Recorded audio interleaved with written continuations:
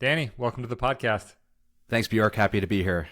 Yeah, we're going to be talking about your journey. It's relatively recent. Sometimes we'll have conversations with folks who have, started a site 13 years ago, or, for us, it's 15 years ago, and talk about, well, it's 13 years ago for us too, but talk about this journey of like, hey, what has it been like for you to show up every day for a long period of time, grow this business? But it's always really helpful to talk to people who have a more recent transition into working full-time as a creator. That is your story. You got started in 2020, and within the last couple of years, it sounds like, have transitioned into being a full-time food creator. You've built a following on social platforms, but you've also built a site that's getting hundreds of thousands of page views.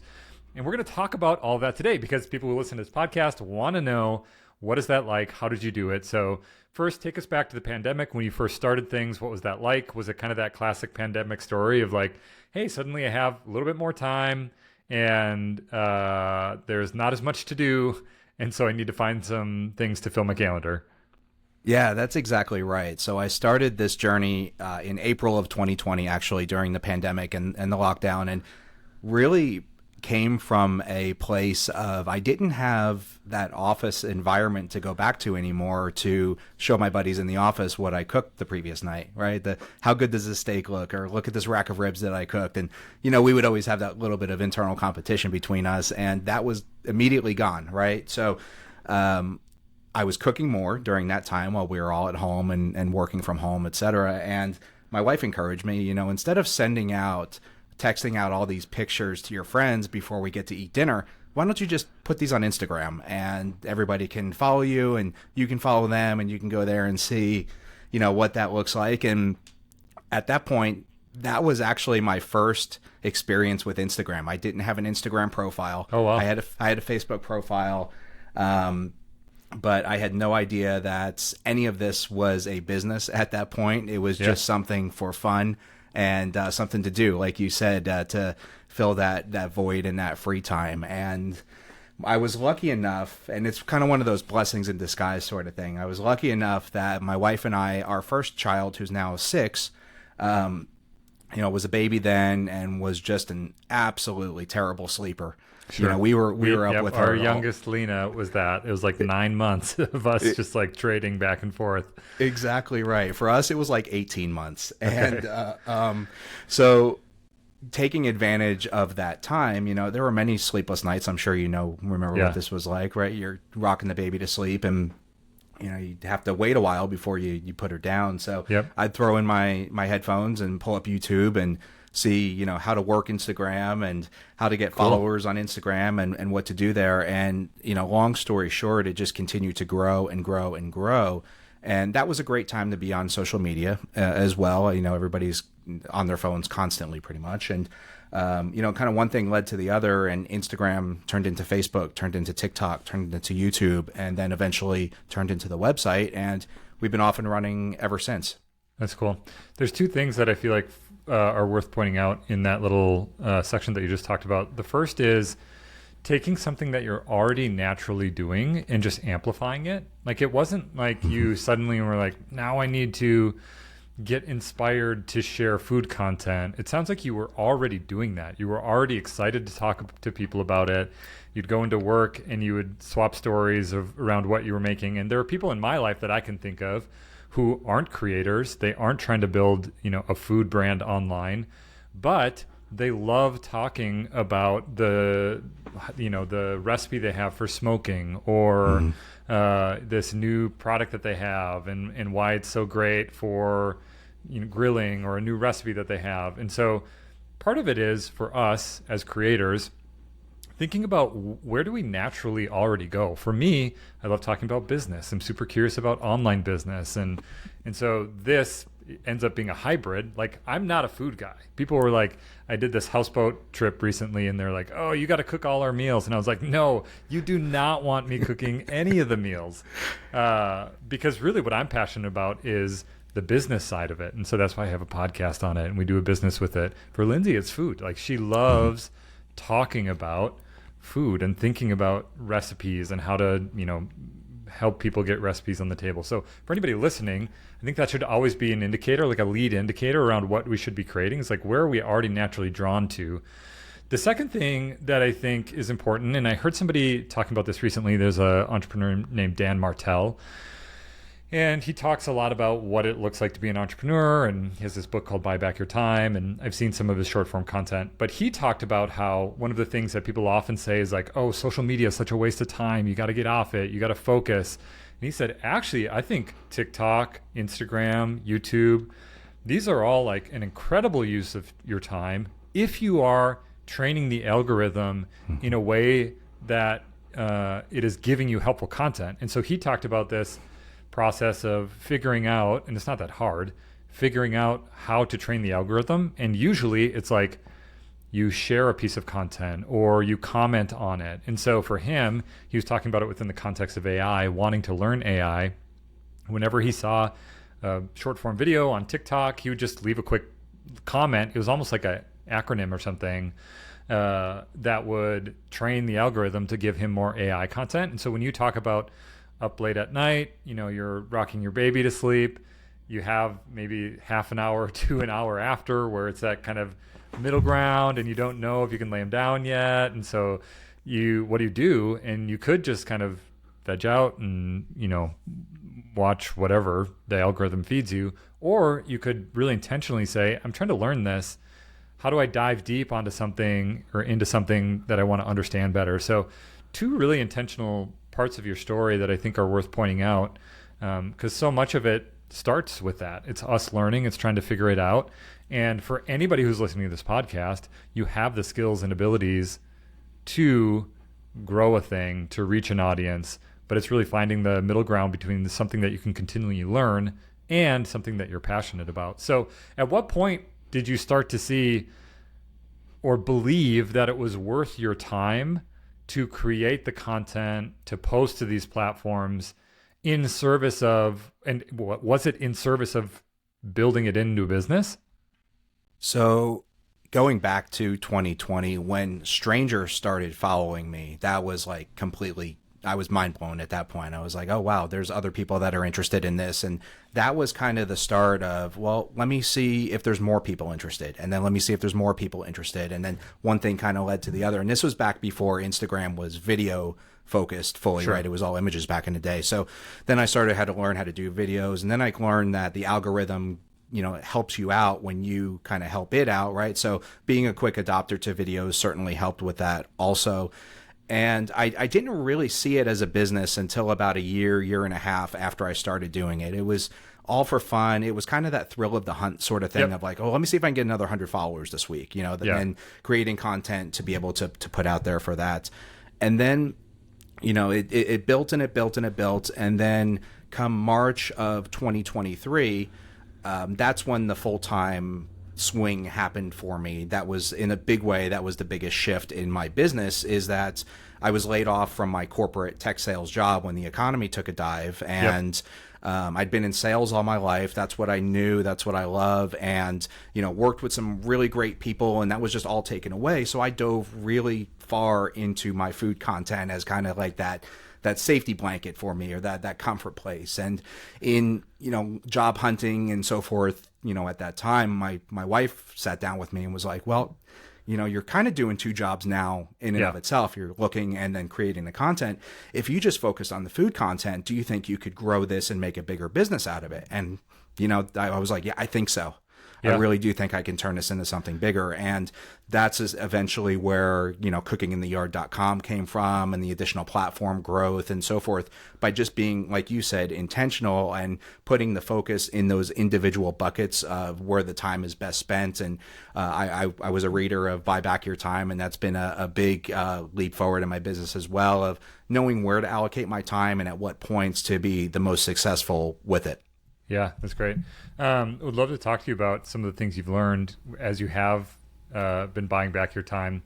One of the things that, before we get there, that I'd be interested to hear about is, like, what was the state of your business when you did go full time with it? Like, what did it look like from a follower perspective? Did you have the site up at that point? Or, like, to what degree were you did you have the plane? Like you were flying your full-time job plane, and then you also had your, business plane that you had built, and you just jumped over to the plane, versus you landed the full-time job plane, you got into the, social media and content business plane and like started to build that as you took off. How was it already at the point where it could sustain you, or did you have to build up to that point? No, that's a great question. And to finish out the analogy, my full-time job plane caught on fire. Okay. I had a parachute with me, and I was able to parachute out and land on the social media plane. Okay, and specifically speaking, as I got into that, I was like, I don't know if this is going to work. But you set it up perfectly. We should do more of those. That's great. Okay. Specifically speaking, as from a follower standpoint and size of audience, I think I was around probably 150,000 followers on Instagram at that point. Facebook was really just starting up for me, which has really kind of taken off and up to this point been my main point of focus. And we can go into more of that later as we talk about the strategy and so forth. But didn't have the website. I was about 9 months to a year out from having the website started and launched. It was kind of rattling around in my mind. And as I was thinking about, okay, how do I grow this, right? My wife has faith in me. I've got the support, things that I need to do. I've got it all in front of me. Now just let me put these pieces of the puzzle together. So I was, thoughtful about growing out the other platforms. Instagram was doing great, but it was time to get, audience on the other places. And then what do I do with this mountain of content that is sitting in a Google Drive, just collecting digital dust and not making me any money? How do I monetize that? Because I'm still creating new content. I've still got 3, 4, sometimes 5 recipe videos coming out per week. Mm-hmm. And how do I not forget about the other stuff? Well, the natural progression into that was into cookingintheyard.com, into my website, to have the recipes there and to get that monetized. And it was an easy transition from a standpoint of it all made sense. Then I just had to learn it and get the technical acumen and lots of long hours there and studying. And that, kind of took off from there. Yeah. So it was at the point where you had built it up, you had some momentum with it. Were you monetizing the content that you were creating at that point? Like working with brands?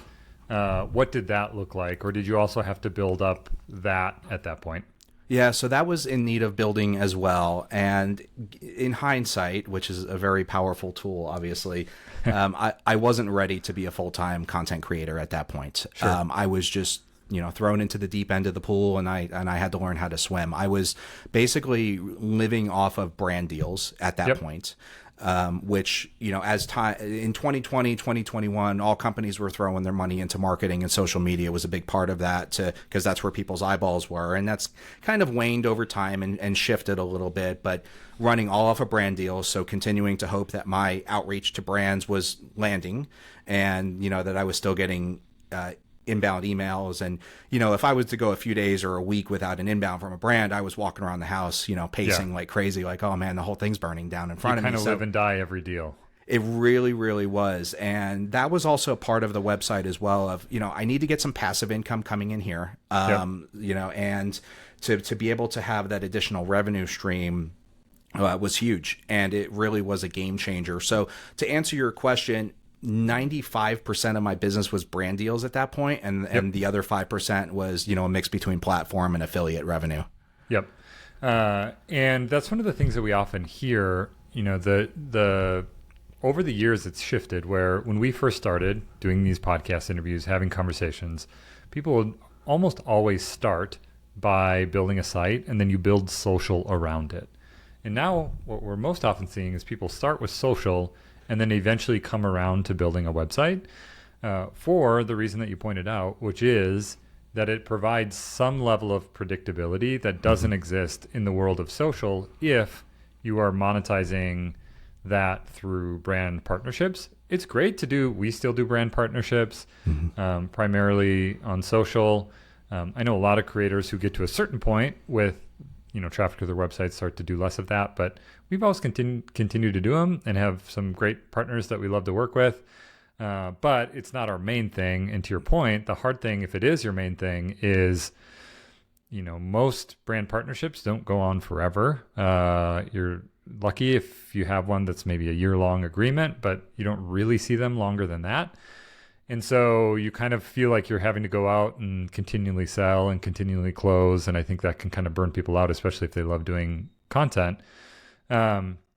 So talk to me about, well, actually one more thing that I want to point out. You talked about this idea of starting, maybe you were too early to actually go full time with it. But one of the things that's great is because you did go full time, you were able to give it more time and energy and compress that the amount of time that it took you to get to the point where now, you have over 300,000 Instagram followers, almost 400,000 TikTok followers, 600,000 Facebook followers, 200,000 page views on your site. So you compressed that time period. And there's somebody named Paul Graham who started this company called Y Combinator, which they invest in early stage startups. And he talked about that for startups, which a lot of it is compressing your working years. He's like, for people who do startups, you kind of compress your working years. And most people work 10 years. And for somebody in a startup, they're probably going to do the equivalent of that in 4 years. Right. And you referenced that before we jumped on the call, where you're like, it's just a lot of really long days of working. So can you talk about what that was like in that season where you made the jump, knowing that you had to build up to a point where you were getting enough revenue to justify continuing to do it from a job and career perspective? It was, like you said, it was a lot of long hours. It was a lot of research. YouTube was my best friend.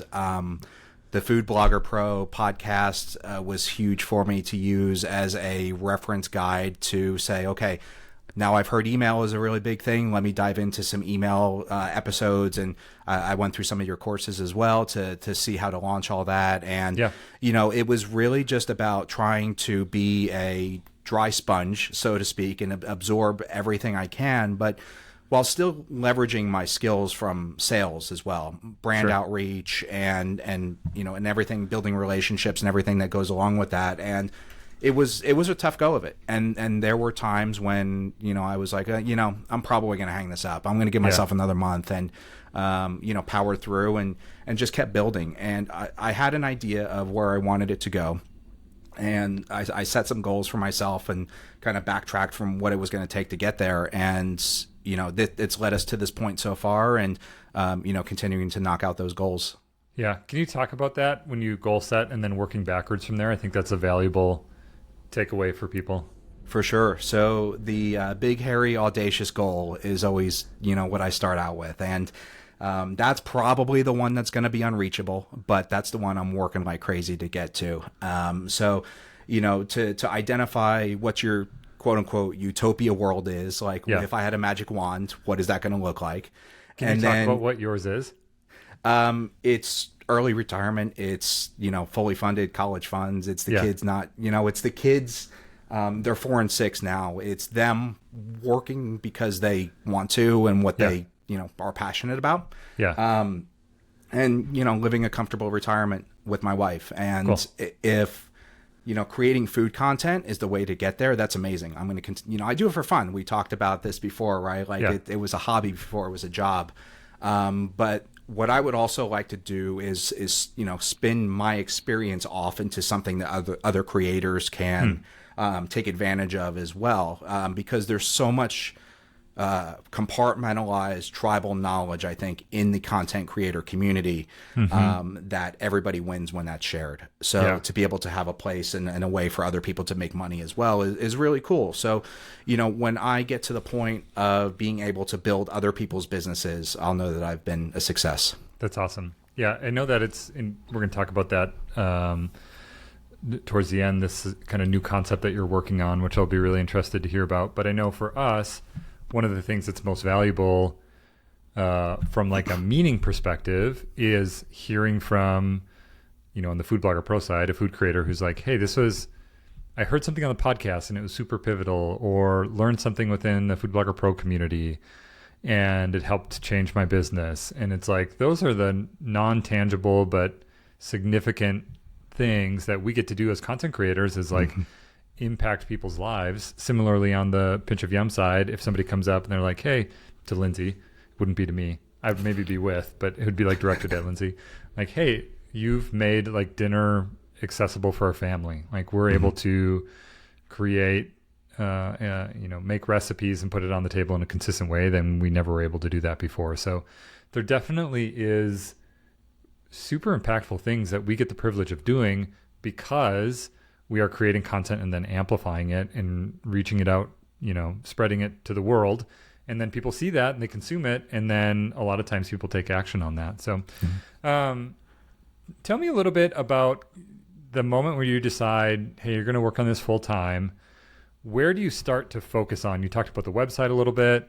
You talked about, each of the platforms and building those up. And then also I'd be curious to know about Facebook. You kind of alluded to that being a really important piece of the puzzle. So take that where you will and talk to us about kind of those early days of in 2023, starting to focus on building those different platforms, and what did you find worked well? For sure. So in my experience of being a content creator for that 3 years before that, experienced, as we all do, some pretty wild swings in the algorithm, things changing rapidly without much notice. And it can be kind of frustrating. And to what you said earlier, Bjork, you really have to love what you're doing to stay with this. Because otherwise the burnout rate is, nearly 100% if you're not. And to be able to have that experience of like, okay, am I really going to be fighting the algorithms for the rest of my life doing this? Like, it's like, I don't think so. I don't want to. It's the equivalent of a hamster running on a wheel. It's, I just hope things are going to be the same tomorrow as they were today, sort of thing. And I'd heard a lot about the importance of a food blog and having recipes posted online for a number of different reasons. So that was on my mind for a lot of time, and I just hadn't had the time before that to do it. So the shift there was, instead of Instagram or social media being my main focus and having everything there, it's okay, the website cookingintheyard.com is now going to be my main hub of everything. My recipes are going to live there, and I'm going to use social media as my driver of traffic to get people there. Facebook was monumental in that because there's clickable links. There's no really better way to say it than Facebook gives us clickable links in the captions and the comments that we can drive people to it. So the ability to have my recipe, whether it's a video or carousel images, I'm still doing some of that, with the link to take people directly to the recipe, was just absolutely huge. And one of the reasons I believe that my Facebook, took off the way it did as well, I went from, 5,000 followers or so in 2023 on Facebook to now I'm almost at 700,000. And to be able to provide something to somebody very quick, efficiently, and easy is just like saying, hey, this recipe looks really good. Click this link and you can get all the information and how to make it. Was huge. And it was a mind shift of getting everybody to the website. That's my central hub. I've got my cookbooks on there, my ebook, my things that I sell, my affiliate links, etc. And building the community around, I'm going to be here almost every day bringing you a new recipe, and here's exactly how you get to it, and here's how you make it. And building that consistency on Facebook as well has been a complete game changer. And monthly at this point, I'm getting between 70 and 75,000 link clicks per month off of Facebook directly to my website, which has been a tremendous win, as that was always a focus of growth, and it still is. I'm looking at growing that every single month. I'm looking at the numbers of it, and not trying to get too wrapped up in the metrics, so to speak, because there's ups and there's downs and there's seasonality of it, but making sure that things are generally going in the right direction has really helped. Facebook is interesting too, because not only are you getting that click traffic, and there's all different ways that you can figure out how much you're making from on different platforms like Raptive or Mediavine, but using just like 50 RPM as like a rough number. A lot of people would have a higher RPM than that. It's like, oh, that's just from Facebook traffic. You can get $3,000, $4,000, $5,000 for creating content, posting it to Facebook, but then you also can post it to all the other platforms as well. Right. And there's some kind of recurring nature to that where, you have a bigger following and potentially more people will see it. it's interesting, even in our podcast notes, we had, just right around 600,000 followers. But like even since then, when I pull up your Facebook, it's like, oh, it's well over that now. So obviously it's like growing by hundreds or sometimes thousands a day. Can you talk about what has been working well for you on Facebook as a platform? And a follow-up would be, are you also then getting paid by Meta or by Facebook for ads that are running against that content on Facebook? Absolutely. Well, if I could tell you specifically what the exact formula was, I'd put it in a bottle and sell it, and I would be a very rich person. What I think has worked well for me is consistency of being on the platform. And what may not work well for someone else who's solely focusing on just the Facebook platform has worked well for me in reposting my content on there. So as an example, my wife, who kind of talked me into this whole thing in a number of different ways, now stays at home and she's part of the business as well. And she runs the Facebook. And cool. I tell her every day she's making way more money than I am because she's in charge of the Facebook account, which is kind of like the keys to the kingdom right now. But I'll post between 10 and 15 pieces of content per day on Facebook. Yep. And that's worked. Images, that's galleries, that's video, that's reels, everything. Stories. Yep. Everything is monetized. So I try to take advantage of everything there, and 10 to 15 pieces of content per day. And look, they're not all home runs. I know that and you can see it in the numbers and so forth. But if I post a repost video that I made a year or two ago and it gets 2,000 or 3,000 views, well, there's 2,000 or 3,000 people standing in a room is a lot of people, right? Yeah. So, there's the link clicks that are coming out of that going to the website to where it might not make sense for somebody else to do it. It's worked very well as part of my strategy. And the other part of that is I am getting monetized from Facebook by Meta. And to have that ability to double dip on that from the Facebook content to the website also through Raptive has been huge. Yeah. And it's been really great to see grow. Like I said, I don't know exactly what it is, but reposting a lot of my content has worked very well thus far. My captions are very, very simple. My caption is recipe, website link, and that's it. A lot of people, get lost in the comments. If you put a recipe link in the comments, and you get 1,000 comments on there, nobody sees it, and then everybody's upset. So I put it in the caption. Facebook says that the reach may be limited on those. I haven't experienced that. My good pieces of content, that I can say go viral on a regular basis are still going viral by doing that as well. So to be able to have that kind of double dipped income there is both amazing, but it's also kind of terrifying as well, because if the first domino goes away, it's centralized. Exactly right. So, that's where the other avenues come into play. Of Instagram is a good referral source from me. I use Grocer's List to get people from my Instagram post to the recipe. Building up Pinterest, which has been a slow burn but still going. YouTube has been good for me. So really having that well-rounded approach of whatever I do, every piece of content, the number one focus is to get people to see the recipe on my website. Has paid off so far, and it's going to be that way, for the future until something changes.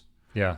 So when you say reposting on Facebook, you are taking a piece of content that was previously posted that probably performed well. Mm-hmm. And then what? Like, what are you functionally doing in the back end when you talk about reposting?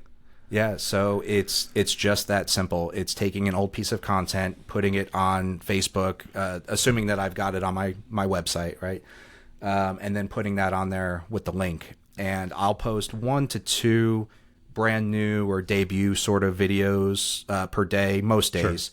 Sure. But the other times it's, reusing content that I've already created and having that drive revenue for me as well. And so does that content exist twice on Facebook? Like if you were to scroll back, then you'd see 6 months ago you posted that exact same piece of content. I'm not like a Facebook expert. Yeah. I'm trying to figure out, is there something where you would go back to the piece of content that was posted, let's say, in February of 2025, and it performed well, and so February 2026 rolls around. Are you finding that piece of content and like sharing it to your own page, or is it literally uploading that same piece of content in February again and pressing post?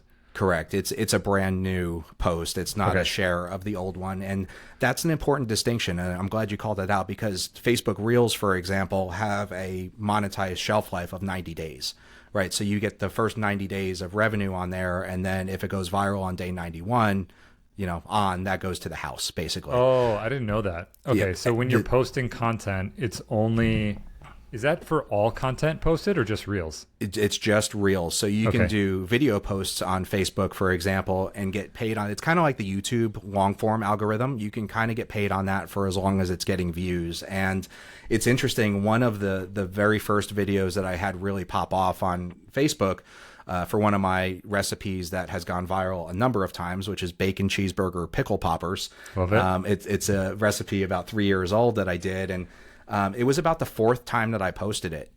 And I don't know what happened this time, what changed or what it was, but it went for about 7 million views as a video post. And that video alone, just off of the views it was getting on Facebook, was paying between like $400 and $500 per month. Cool. That I had posted 6 months ago. So yeah, there's some strategy that goes around that as well, and making sure you're filling all your monetized buckets on Facebook. Can you talk about that? And Facebook just recently changed how they are. Facebook is so confusing. Like Meta in general. When I get into that Meta dashboard, I'm just like, maybe I'm gonna go do laundry. Like it's just like it's so overwhelming. But so there's the monetization. Let's just talk about Facebook right now. So they just recently changed how they're monetizing. It used to be by like medium. So it was like stories and then reels and images. And now it's all just one thing. It's under one program. All of your content is monetized as long as you're a part of that program. Is that right? Or like, how would you explain it to people who aren't familiar with it? It is. It was a change. It almost seemed like it was more of a marketing change for them, though, because while they're in the previous world, right, there was you're paid on your images, you're paid on your reels, you're paid on your posts, etc. Now they call it content monetization, and when you click into that, you see a dollar amount for your reels, your posts, your images, and your things that are on there. So really, it was just kind of it seemed like it was just kind of a rebrand for Meta themselves and what they're calling the program. And you read things online of like, well, I made more, I made less, and people complaining about the change and so forth. For me, it pretty much stayed the same. I didn't really see a huge launching pad off of it, and it didn't drop any. So from a monetization standpoint, really it's pretty much business as usual. And then it's a matter of making sure that you're trying to maximize each individual bucket underneath that. And when you talk about the buckets, what you're talking about is the different content medium, like reels. What would they all be? So stories, reels, images, video, which reel is technically a video, but yeah, their nomenclature on it leaves a little to be desired. They call it a post. So you can post a video as a post, sure, or you can post images as a post. And why they've left it that way and not just all gone to reels or what is well beyond me. But there is some strategy in Facebook specifically, and I think it's a good thing to talk about of how so many link clicks have gone to the website. When I record a piece of content, I'm getting 3 edits out of it. I make 3 pieces of content for everything that I record in my kitchen or out by my grill. I get a 3-minute-ish long cut for it, which those do really well on the Facebook posts. So I'll post that 3-minute video as a post, and Facebook seems to really like pushing those. I'll take that 3 minutes and do an ASMR post where there's no voiceover on it. And then I'll do another voiceover post, and I'll post that maybe a week later. So there's that one. And then I'll do a 30 to 40 second reel from there. That's another. And that's also the one that'll usually go to Instagram. And that's also part of my strategy. And then the shorter one, I'll get a 15 to 20 second, just quick cut, quick shot ASMR edit done. And those are the ones that ultimately end up driving the most traffic to the website because it builds curiosity. And one of my intention with that was when I first started doing those and how I've had to evolve is I thought those videos were just going to be like a little bit of a teaser. Like, hey, here's the teaser of the video that I'm going to be launching next week or on Thursday. You know, get excited about it. Be ready. It's coming. And what I learned was those went viral at an incredibly higher rate and drove a ton more links to or clicks to the website just because, you know, you're building that curiosity. You're not necessarily saying, hey, I'm pouring 2 tablespoons of salt into this recipe right now. Yeah. You just see me dumping something in there, right? And it drives that traffic from the platform to the website. So I've really been intentional about maximizing my time and the efficiency that I'm bringing to this as well, in that I'm ultimately getting 6 posts, 6 pieces of content that I can put on social media every time I go cook a steak or you know, wrap something in bacon and smoke it, you know, that sort of thing. So it's the efficiency part of it has been huge as well. And that's one of the things I've learned probably the most in being this business owner is that unfortunately we only have 24 hours in a day to work with. Yeah. And you know, 8 of those, if we're lucky, are spent sleeping, and then we've got family time, et cetera. So being able to manage the hours that I have to get things done, it's always a matter of, can I get things done quicker and more efficient while still producing the same or nearly the same level of quality of content that people expect from me? Yeah, I think, you know, there's something around general quality of content. Are you producing something that is engaging, interesting? Is there a strong hook? There's kind of the art of it.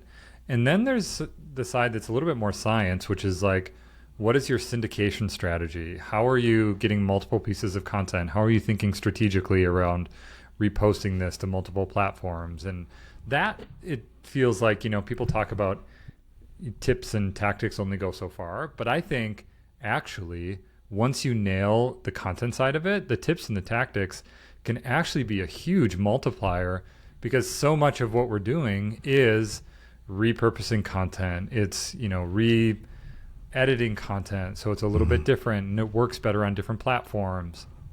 So you know, when you talk about having those 3 different types of videos, like a shorter ASMR, you know, a longer 3-minute video, and then like a shorter reel on Facebook, is that just for Facebook that you're doing those specific types of contents, or would you also then post the same recipe with different types of video like on Instagram and TikTok? So it has been Facebook pretty much solely up to this point, but I'm going to start moving some of those other cuts over to Instagram as well. Now, one of the interesting things about me specifically is that for whatever reason, I've never been monetized on Instagram at all. Sure.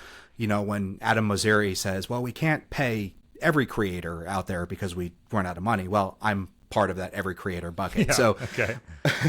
My strategy on Instagram is that of which I'm there for brand deals. Like that's where the brands are living. That's where they want to see advertising done. So my content on Instagram has been very brand friendly, and I make it an intent to do that. You know, I'm showing a lot of labels of products, and I'm being very intentional. Even if it's not a brand deal, Correct. You're using your platform in a way that brands are present. So a brand can see it, but also probably so that audience is used to it. Yeah, exactly right. So that this way, when that brand deal does come along and I'm showing you the bottle of seasoning, it doesn't feel too foreign. It doesn't feel like it's, you know, something completely out of the blue. But the other side of that too is, as I'm making the organic content that goes on there, I want a brand to say, oh, okay, this is a guy that, you know, he's going to show off our product, and there's no screaming about politics or religion or anything else on there. It's all food all the time. And I wanted to create kind of that safe haven for brands to come to me on Instagram. So that's been the focus for there, and the style of content that I put on there thus far. How about TikTok? Is that kind of brand focused, or I know TikTok has some kind of monetization arms that they have as well. What does that look like for you? It does. So TikTok is more about the process. The minute plus videos that you have to have for TikTok to be monetized there kind of lend a different feel to the videos. And if I was to record the same voiceover from my 20-second short video to the 1-minute TikTok video, it just doesn't work, right? So I had to really adapt my not only my strategy, but my personality to be able to slow things down, explain things in more detail. And TikTok has changed a lot over time, and it's, one of those things where it was my number one at one point, but now it's moved down the priority list. I still post content on there, and Number one in what way?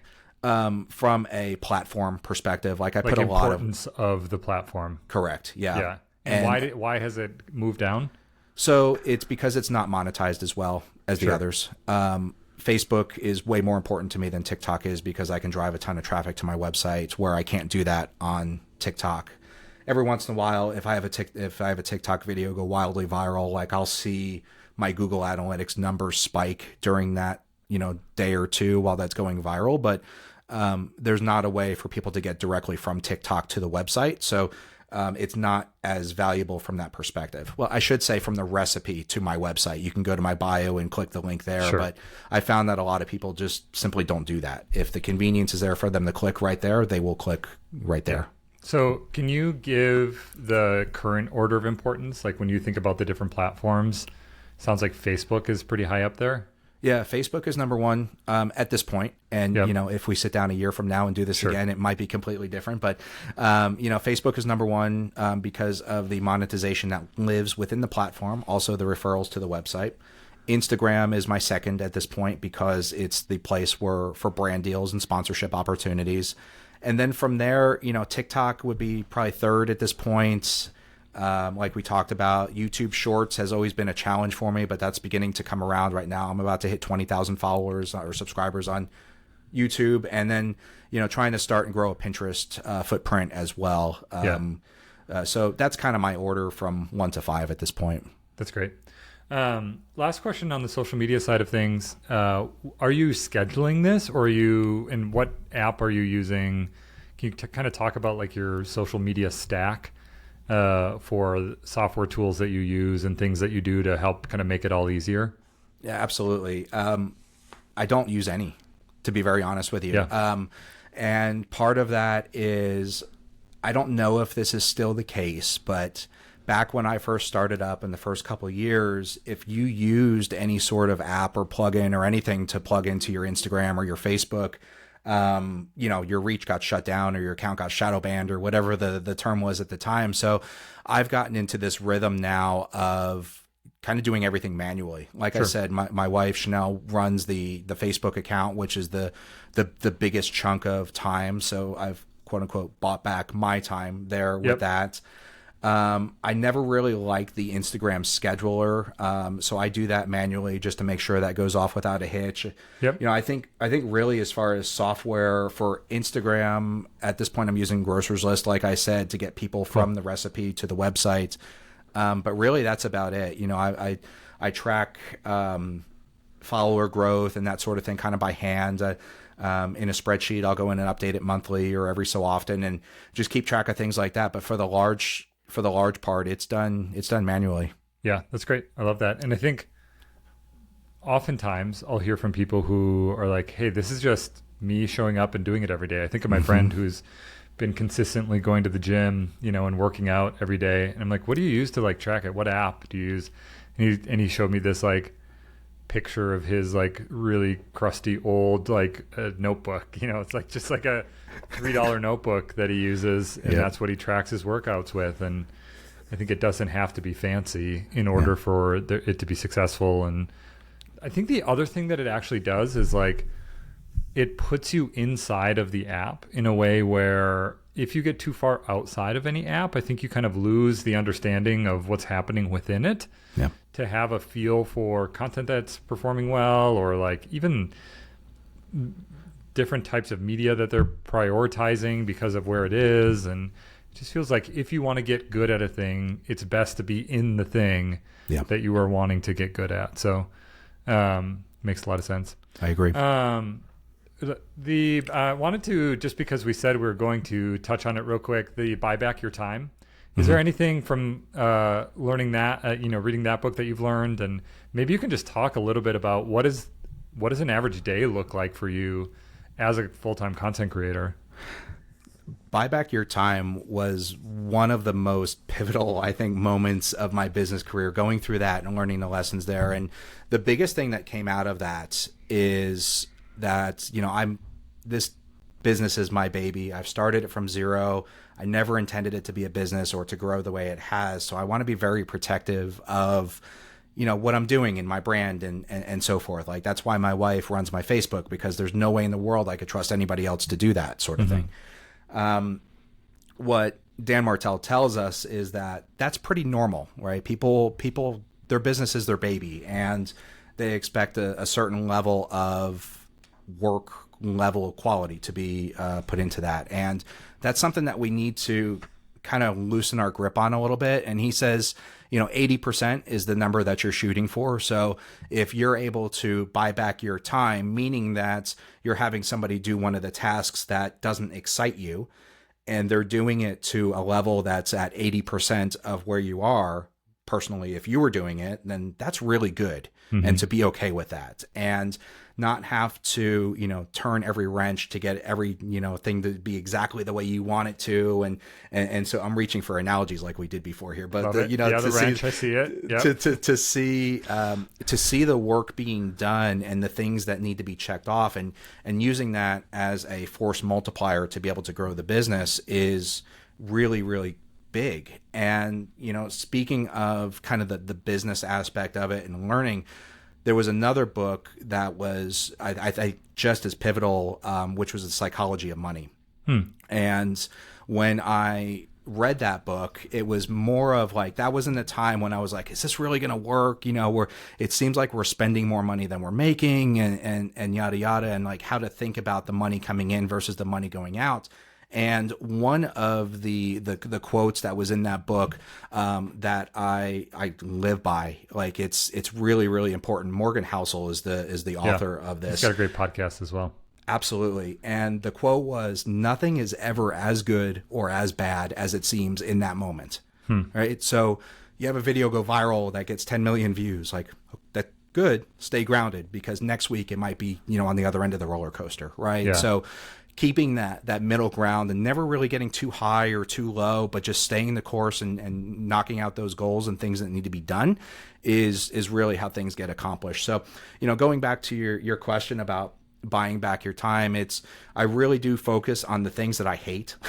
There's a lot of the little minutia of the business that just absolutely just drains my energy, and it's not creative focused, and it's admin work, and other people do really well at that, and those sorts of things. So that's what I'm looking to offload. And at this point, my day to day is creating content, researching recipes, and working on the blog. And that's what I like. I really like. I'm drilling down to the areas that I get really excited about, and to be able to have still all that other work done and those other things going on, while I'm doing only the things that I'm excited about and just overseeing the others, has been huge. And one really good example of that is editing my videos.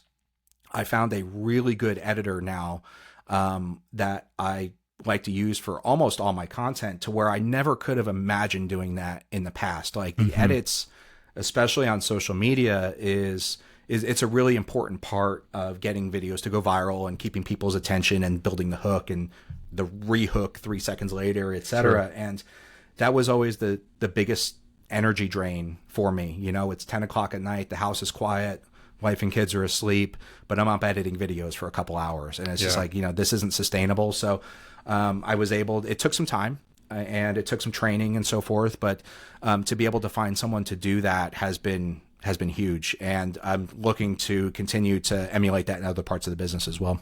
That's great. I think one of the things that we don't do is give ourselves as much time as we would with other skills when we get into the world of working with somebody on a creative endeavor, whether it be video editing or drafting emails that they're going to send out, or working together in whatever capacity. I think oftentimes we expect it to click sooner than we think that it should, and not that it should, that you would, if it's not going well, that you should stick with it. But I think the point is, like, if you have a couple experiences that don't go well, that doesn't mean that it won't continue to go well. You just need to figure out, okay, what didn't go well in that last experience? How do I shift? How do I change? How could I make it better?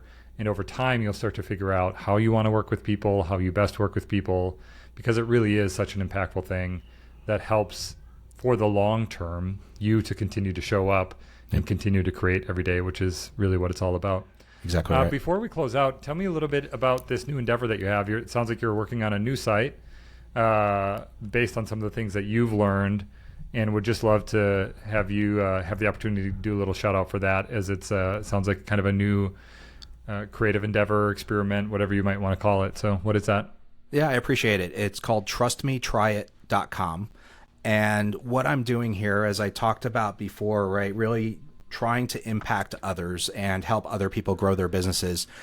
The problem for creators, and specifically food creators, as you're well aware, it's been talked about a number of times on the show, is, if you don't have the technical acumen, or you don't have the budget to get a website started and built, and you don't have the time to learn it, that is a barrier of entry to a really nice revenue stream. And the flip side of that is there's people who have really great ideas and really great content that are sitting collecting dust that's not being monetized and making the money. And there are creators that work, 100 hours a week to get a blog up and running and never are able to get enough traffic to get it monetized. Well, what I've done is I've created a blog that is contributor driven, and I've got it monetized. And when creators post their recipes through a simple form to the site, then it gets loaded up. I've got a team that's working on that. We're going to do the blog writing. We're going to format it. We're going to edit it all. So it's a very low touch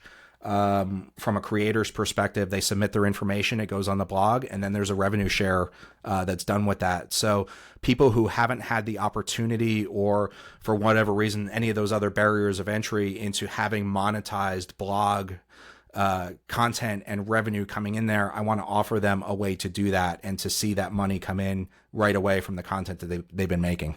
Cool. Yeah, it's one of the things that we see a lot, which is people are creating a ton of content for social media, but they don't have a site that they're posting it to. And to your point, the technical lift with that is pretty significant.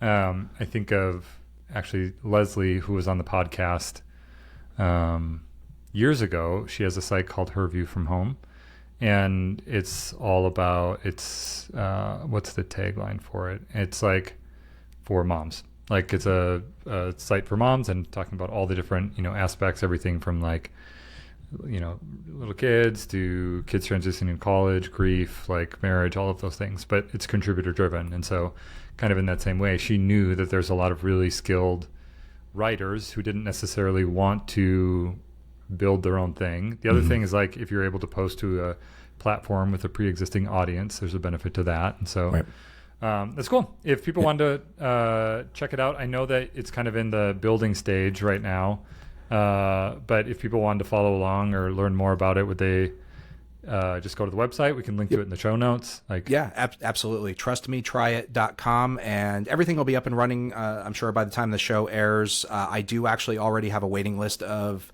content creators that are wanting to be on there. I'm wanting to be really intentional about the way I release it and the way I scale it. I want to do it slow, and I want to do it right and make sure that it's a success for everybody involved. So I'm going to be scaling it pretty slow. So if you want to put your name on the list for more information, go there, put your email in, and we'll get you info and let you know when the bigger rollout's going to be. Cool. Danny, great to talk with you. We'll have to have another conversation here down the line after all the algorithms change and things switch around, and kind of a state of social media as you continue to grow on all the different platforms and to do what you're doing so well. So thanks for coming on. Really appreciate it. Thanks, Björk. It's been a pleasure. Talk to you soon.